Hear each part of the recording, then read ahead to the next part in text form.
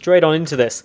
This is map number 1 of a best of 3, and spawning down in the lower right hand position. He plays for Team Acer. He is the blue Zerg, none other than Nerchio.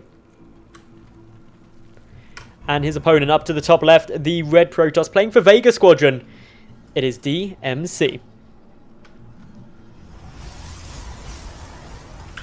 Earlier today we saw him drop the pylon on the low ground. Now he's dropping the pylon in his main, so perhaps aware of the fact that Nerchio is not the biggest hatch first player in the world against Protoss, especially not when it's against Protoss players that he may suspect that cannon him. Nerchio, of course, has had to suffer through his fair share of being cannon rushed throughout the days. I will not deny the fact that I have cannon rushed Nerchio multiple times in my past. Has gone successful once upon a time. I was very proud of myself. It was like right before the European Blizzard Invitational in 2011 in Poland. That was Nerchio's first ever offline appearance. He was already getting a lot of hype back then, but it was mostly more because of his ladder performance and some of his online performances. But that was his first big offline tournament ever, and actually didn't go that well for him. I think he lost to Whitera, or maybe he beat Whitera 2-1, but he only won one best of 3 and he lost 2, if I recall that correctly. This is like 3.5 years ago, so I could be wrong, but I know that it wasn't the most successful tournament that he has ever played, but that was his breakout tournament, so I guess it's forgiven. I'm amazed you can remember anything from 3.5 years ago, if I'm honest. I don't. For some reason, my StarCraft memory is a lot better than in most other things in life. I don't think my memory's good for anything. That's why I went into a sprint event in terms of my kayaking, because I only have to remember things for like 50 seconds, and I can just about cope with that, so it's not too bad. But as we look here at this game, nice little early nexus coming down from DmC, who's playing this rather greedy. Nerchio's going to come over, be very, very pleased to see no pylon on the low ground and that he's quite safe for the moment. In terms of Nerchio's strategy, what would you expect to see out of him at the moment, and what do you want to see out of DmC? I'm not sure. It could definitely be a meta switch in a certain phase in the game. Nerchio is still very active, but I would be lying if I said I saw a whole lot of his play over the last few months.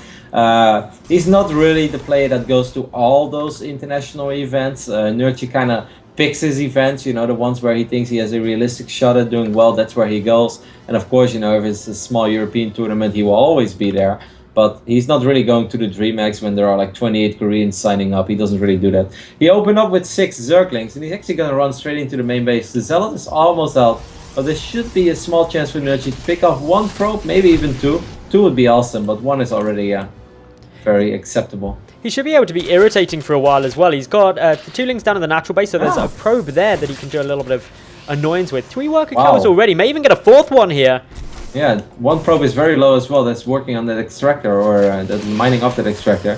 This is a really solid start for Nerchio, getting 3 probes. That is awesome. With your first 6 Zerglings, that are slow Zerglings, no gas on the map yet. Turret base going down, of course, on the south side. That is an opening that I think Zerg players are very pleased with. That's always what happens when I go Nexus into Gate. You know, the most greedy Protoss opening there is. This is how my openings look, Meadows. Sometimes probe number 4 and 5 go down as well, and with that, I will leave the game. I haven't played Protoss for years and years, but when I did, my openings were nothing like this, and usually went catastrophic, and suddenly there were speedlings killing everything. And I am not too proud to admit that my skills are not that great, to be honest. But I try and make up for it in other ways. I can paddle fast. That's what I try and always tell myself. Hey, that's pretty good. Pretty useful skill to have. Anyway, we've got a Twilight Council coming down at the moment from DmC. So just opening this, fairly standard is everything there. Meanwhile, Nerchio going up into that Rotoron. He's sitting at 2 gases for the moment. I believe those are his first 2 gases, so only just starting that income now. His third hatch is up nicely. 1 link trying to sneak on through. Good little block there by DmC, actually, using that Stalker just to try and deny as much vision as possible. Overlord coming through does just manage to see the fact that there is a Twilight Council. So nice scout from Nerchio. Now knows quite likely what he's dealing with. Yeah, that's a really important scout, because it could have been a Dark Templar opening as well. Now we do see Blink being chrono boosted out immediately, but you know, that Twilight was very quick. This could actually be the build that Zess has been using a lot recently, or was it CG Enter's Hero? Oh, damn it, I'm confusing them. May actually be. I think it was CG Enter's Hero in that recent tournament where he had a pretty respectable run. It could have been a DreamHack, there's been so many tournaments, and he used this build multiple times. And Hawk was actually talking about this build a little bit on Remax, and Hawk was just like, well, I really like Hero, and Hero is obviously way better than me, but I think that build sucks. That build shouldn't work, and I have no idea why it's working. This is pretty much a mirror image of it, as we see the pylon go down on the right top side as well. It's basically just going to be a lot of Blink Stalkers. I think CGN's Hero versus Xian on this map played out in the exact same way as we're looking at it right now. It will all come down to Nerchio not skipping too many beats and just producing roaches and nothing but roaches. And of course, as soon as speed is ready, you can add a couple of Zerglings as well, because they reinforce quicker. And it feels like he has the pieces in the right place to deal with this build of DmC. Once more, this is kind of the build that I expect of a Protoss player that's not super well known yet, if you understand where I'm going with that. This debris getting taken down in the back. Nerchio, 30 lings in production. He's also sitting here with 10 roaches at the moment, just splitting them in a position where he is going to be able to get a nice concave if DmC moves up the ramp. Blink, 5 seconds away from completion. Nice little timing being hit here. There's no upgrades on these Stalkers. In DmC goes. Little time warp being used, blinking back, but there is a lot of speedlings coming for those Stalkers now. The roaches hugging straight on up. This is going beautifully for Nerchio, forcing a retreat out of DmC, who frantically tries to warp in a few additional Stalkers, but all while this is ongoing, more roaches reinforcing, more lings reinforcing, and Nerchio is in a very strong position. Yeah, totally agree with you there, Matt. Also, I feel he's in a very okay position. He's fighting very far away from his ramp now. He really doesn't have to. That's pretty much the best case scenario for DmC, but I felt it's already good enough. He sniped the pylon that was closest. Second time warp is going down, so this is a tiny bit frustrating, but you know, the new time warps are definitely not as good as the old ones, and overall it just feels like these Stalkers are not breaking through, and that's really what you need with this build. This is a massive commitment, this is a massive investment for DmC. He needs to pretty much straight up win the game here, or at least kill almost everything and then kill a bunch of drones and then transition. Again, Nerchio is going a little too far off creep. The blinks are pretty good, we're gonna have to give our Russian player that.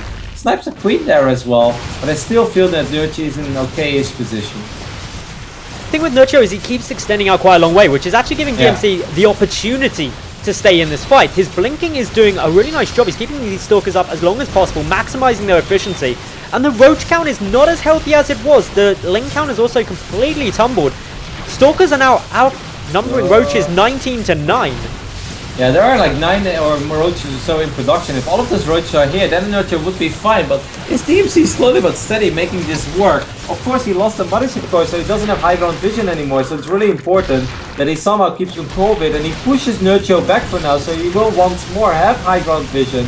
And actually, he might just win the game here, which is really not what I expected. It didn't look like it was going to unfold like that at first, but DmC with pretty much the same build as Hero used. Like, I think that was very unnecessary for Nerchio. Everything was going his way, it all looked okay, but I completely agree with you that he overextended on the low ground, fighting off creep, fighting very far away from his reinforcements, fighting very far away from creep, allowed DmC to make his Blink Stalker micro shine even more than it already was, and just like that, he wins game number 1.